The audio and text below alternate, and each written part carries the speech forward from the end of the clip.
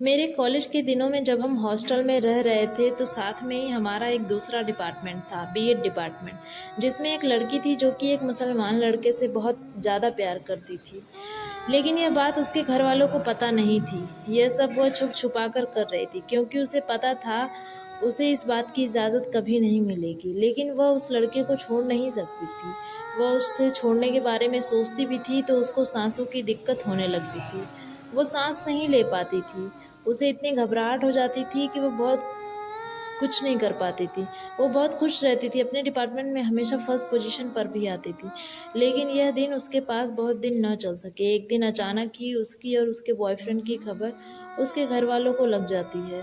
तो उसके घर वाले हॉस्टल में फ़ोन करके पूछते हैं, तो केयर टेकर बोलती है कि हाँ, वो हर संडे सैटरडे किसी ना किसी के साथ चली जाती है। अब न जाने कहाँ जाती है। इस बात पर उसके घर वाले बहुत गुस्सा होते हैं और कहते हैं कि हम सुबह आएंगे, उसे ले जाएंगे, तब तक उसे अपने रूम से बाहर मत निकलने देना।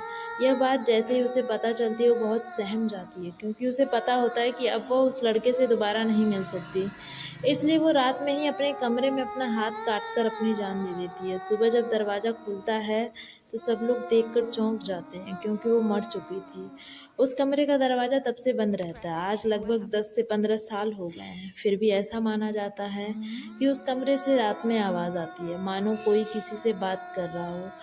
कभी कभी ये भी देखा गया है कि दरवाजे को पीटने की आवाज़ आती है कि दरवाज़ा खोल दो, मुझे बाहर जाना है।